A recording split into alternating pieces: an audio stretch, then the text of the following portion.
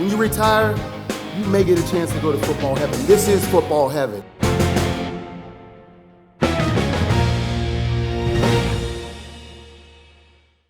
Hello and welcome to The Mission. I'm your host, Jameer Howerton. And as always, guys, we have a great show for you today. As you can see, I am inside the Black College Football Hall of Fame gallery, surrounded by some really true pioneers of the game. And it's only fitting to be here today to talk about the football legacy of 2021 class member, Mr. Bill Nun. But I'm honored to be joined by Pro Football Hall of Famer, Black College Football Hall of Famer. I'm talking about, guys, his career was so dominant and so physical that they named a rule after him. Steelers legend, Mr. Mel Blount, is joining us to help us navigate through the life, the football legacy of Mr. Bill Nun. Welcome to The Mission, sir. Thank you, Jameer. It's good to be a part of it. It's good to be here with you. Well, first and foremost, I want to dive into the legacy, the football legacy of Mr. Bill Nun, who I know that you're extremely familiar with. He is a part of this year's class, 2021 class of the Pro Football Hall of Fame. First and foremost, how proud of you are you of him for this amazing accomplishment? Well, it's incredible. Look, Bill Nun, he is responsible for guys like myself, Stallworth, Donnie Shell, L.C. Greenwood, Ernie Holmes, just a list of guys who were part of those 4 Super Bowls that the Steelers won in the 70s. And, you know, really the way Bill Nun got involved with the Steelers, he wrote for the Pittsburgh Courier. And he was writing articles about how the Steelers should be, more diverse in their, as far as their team was concerned. And so the story that I heard was that Dan Rooney went to Bill and said, hey, well, why don't you help us, and how would you like to work for us? And that's how he really got involved and started his career. And you cannot write the history of the Pittsburgh Steelers without mentioning Bill Nun. When you think of Bill Nun, what was your first accounts of meeting him? And because that's a fascinating story, just to kind of take a couple of steps back. Here it is. He's a writer for the local newspaper, and he challenges the owner of the Pittsburgh Steelers, and he says, "All right, well, come on. If you could do a good job, come on part-time." How courageous was that of Mr. Rooney to step out and to lay down that challenge? Well, I think it's an important decision in the history of the Steelers because at the time, the Steelers really were the doormat of the National Football League. I mean, they drafted Joe Green in 1969, and they won 1 game and lost 13. So in 1970, they draft Terry Bradshaw, they draft Ron Shanklin and Mel Blount. And so they started to build lay the foundation anyway to what would become a dominant organization in the 70s. But back to Bill Nun. Bill Nun, he was always a trailblazer. I mean, think about writing for a black paper in Pittsburgh, but having contacts about all the things that was going on in the South with these HBCUs. And he started the Pittsburgh Courier All-American team, which was guys who went to these predominantly black schools and was identified as All-Americans. And so he would bring us into Pittsburgh for a big dinner, a big banquet. And so I think the Rooneys realized that, hey, this guy has connections in those black universities and maybe could help us find some athletes who could help our team.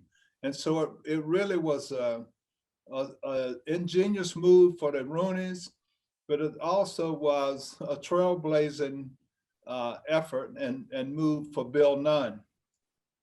What are some of your early recounts of meeting with Mr. Nunn, or the first time you've ever met with him and he, you had your discussions with him and as he evaluated your talents? Well, Bill Nun was, not only was Bill Nun a scout for the Pittsburgh Steelers. Bill Nun was my friend. And I say that because Bill Nun had a special interest in every one of those guys that came out of those HBCUs. And he would always talk to us about what to expect, what's expected of you, and what you need to do in order to continue to get better and help the organization. And Bill Nun always had that little smile on his face, and he would come to you and say, okay, you know, I saw you didn't do this in practice today. And so it was all these little things where he had the communication skills to really communicate with athletes and at the same time encourage you and push you and challenge you. And so that's what made Bill Nun special. It's amazing because between 1969 and 1975, the Pittsburgh Steelers drafted 24 players from HBCU. So his work with the Pittsburgh Steelers is just off the charts of just bringing that notoriety to the men that I'm surrounded by. And I know you know who this guy is right here over top of my shoulder. I see that guy. here inside of the Black College Football Hall of Fame gallery. You mentioned yourself, Donnie Sherrill, Ernie Holmes, John Stallworth, L.C. Greenwood. You guys were instrumental in the pillars of those 4 Super Bowl champions. Talk about that. That's no question. And we had a guy from Florida A&M, Glenn Edwards. Glenn was an all-pro safety. He made the big hit in the first Super Bowl that we played in on John Gilliam that popped the ball up in the air, caused a turnover that I was able to intercept it to turn the game. And here was a guy that came in as a free agent. And it was all because of Bill Nun going down to that school, identifying this kid at the time, or a young man who went on to help us be a part of some of those great championships. How much do you think the Rooney Rule as we see it today and the effects of Bill Nun played in direct correlation to that, having a Bill Nun and then Mr. Rooney stepping out on faith and bridging that gap between the HBCUs on the professional level? Do you think there's a correlation to that as you see the Rooney Rule? I think so. I really do. I think, first of all, I think Bill Nun demonstrated that as Black people, as Black men, that we have integrity, that we have smarts, and that we have a commitment to whatever that cause is. And in saying that, I think Dan Rooney gained a level of confidence in Bill Nun and a level of respect that when Bill Nun said something, it carried weight. And not only by things he said, but the way he carried himself and what he stood for. And I think in that, Dan Rooney saw that, knowing the kind of situation we were up against as Black people, that he had an opportunity and had a moral responsibility to make things better. And so I think knowing what kind of his colleagues were, the ownership of the NFL, that I think he felt the moral obligation to say, hey, we need to do different and we need to give opportunities and create opportunities for these men because of what Bill Nun proved to him that could happen and how people could work together. And so I think it has a direct correlation with what Bill Nun did, what he stood for, and how he made such a contribution to the Rooney organization, the Pittsburgh Steelers, that really made Dan feel comfortable stepping out saying that we need a rule that's going to allow Black men, Black athletes, Black executives to at least have an opportunity, at least be interviewed, at least get the foot in the door to prove what they can do. The Rooney Rule is far from being what it was set out to be. I think ownership has learned how to manipulate the rule, short circuit the rule, and it's not really reaching out and doing the things that it was set up to be or designed to be. I know we just got done celebrating Black History Month, but history is history. And I don't care if it's only in February or throughout the whole entire year. And when you think of Mr. Nunn, you think of a true pioneer and, as you mentioned, a trailblazer. But more importantly, the respect that this man gets throughout the league, because I just read where your draft room, the Pittsburgh Steelers draft room, is named after Bill Nun. It's the Bill Nun draft room. Talk about that. That's a huge contribution and a sign of gratitude to what this man did for the organization.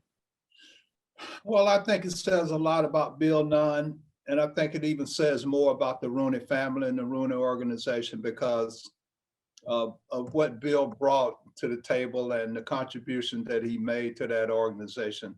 It's only fitting to recognize him in that fashion. So I think it's great. I knew that Bill Nun, up until the day he died, he was involved in the scouting. He was involved in evaluation of players. So he gave his life to the Pittsburgh Steelers. And I think that's only fitting that they would name something after him, if not the whole building.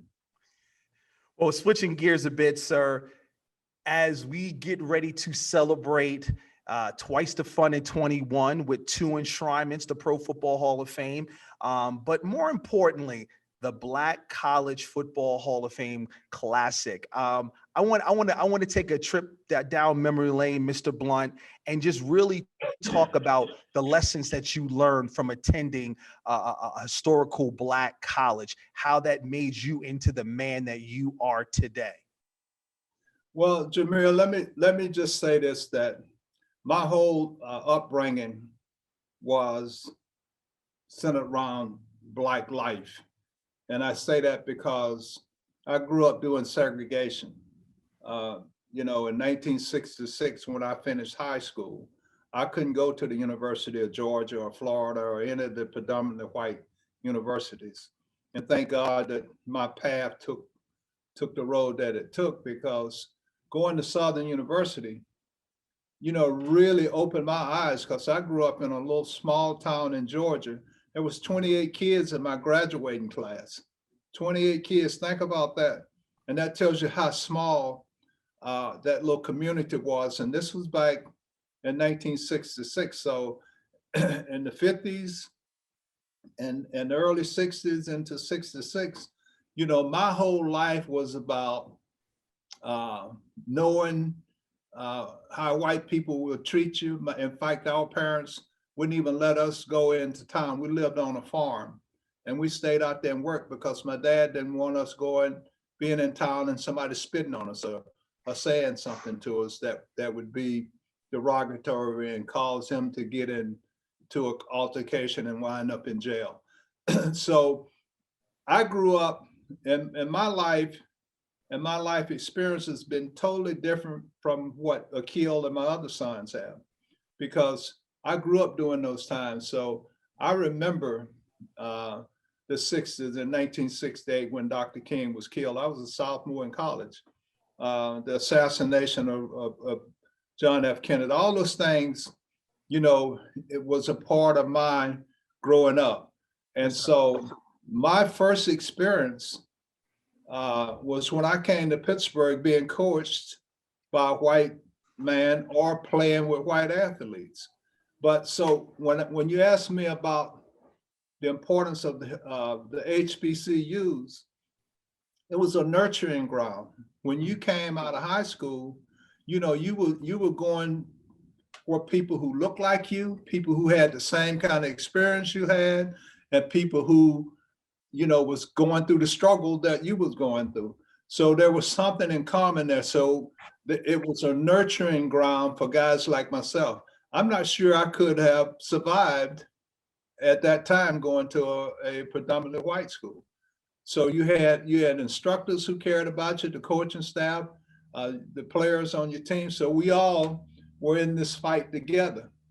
And so even to this day, HBCUs are critical, probably more so now than ever, because we have young kids who, in a lot of cases, don't even know our history. you know, and I think what happened in the last few months with the George Floyd incident and all the other, young people are beginning to understand and beginning to really realize, you know, what their ancestors, what their parents, and really what they're up against. And so HBCUs are very critical. Like I said, probably more so now than ever before. What are some of your fondest memories of playing under the lights and just really out there? Who was that one team that you guys battled against? Oh, it's no question. It was Grambling. I mean, if you're talking about in college, Yes, sir. it That's was right. No, Grambling. we talking college ball now. Yeah, Yeah. and Grambling. But you know what's so important is that to point out is that whether it was Grambling, Alcorn, Jackson State, Mississippi Valley, it was a battle every weekend because all your great athletes, Black athletes, were going to these schools. You know, when I was coming along, they wasn't going to Arkansas and the University of Georgia and University of Texas. So you had all these great athletes. You know, I played against Shaq Harris. I played against Charlie Joyner. You know, all these guys who went on to have great careers in the National Football League. You know, so some of the same guys you see behind you on that wall, these are guys that we competed against back in the day because they all were going to HBCUs, and it was a beautiful thing, man. And I tell you what, it wasn't a weekend that came along where you didn't have to bring your game if you wanted to win. And then, you know, you had to be at your best. And not only was Bill Nun at the center of it all, but more importantly, Mr. Blount, for those that have never been to a classic, if you could break that down, because we had the experience to see at least one, but I know with COVID-19, we had the setback and everything. And like I said, this year we plan to have twice the fun in 21, not only celebrating the excellence of the Hall of Famers, but as well as this year's class of the Black College Football Hall of Famers. But for people that have never been to a classic, can you break that down? The atmosphere, the tailgating, the bands, the game, and of course, the food. Well, let me just say this, that it's a must-see experience, and it's a experience that you must at some point experience because it is the ultimate atmosphere for college games. And what we're trying to build with this Black College Hall of Fame game is that we want young people to really understand what this HBC universities and colleges are all about, because there's so much to learn and so much from a social standpoint, an educational standpoint, emotional standpoint, to really get an understanding of who you are and really what a great legacy that has been left, you know, for you to experience. So this is what we're trying to build, of course, along with the Black College Hall of Fame museum itself. Right. But so we're just asking everybody to really come out and experience this. We're looking forward to it in September, and we want to do everything we can to promote it and make sure people have an opportunity to come out and experience it. What's it like for you when you come back to Canton? Because not only is your legacy being preserved here from the professional standpoint, but from a collegiate standpoint, your whole football legacy is being preserved right here in Canton, Ohio. But what's it like when you come back and you see your fellow HBCU grads, as well as your Pro Football Hall of Famer former teammates and the guys that you battled against? Well, let me just say it's special and it's humbling, because never in my wildest dream when I was a young man, a young kid growing up, that I would have even thought of anything like this, that my legacy would be preserved in Canton, Ohio. And for that to happen, from the National Football League standpoint and from a collegiate standpoint, it's pretty special. And I don't know, I think I'm as much excited, or maybe even more so, about the Black College Hall of Fame because what it represents and the men who have laid the foundation that has gone before me. And you think about the Eddie Robinsons and the Jake Gaithers and guys who have played, Buck Buchanan, all these great athletes, man, who not only played well in college, but, were part of some tremendous football teams in the National Football League.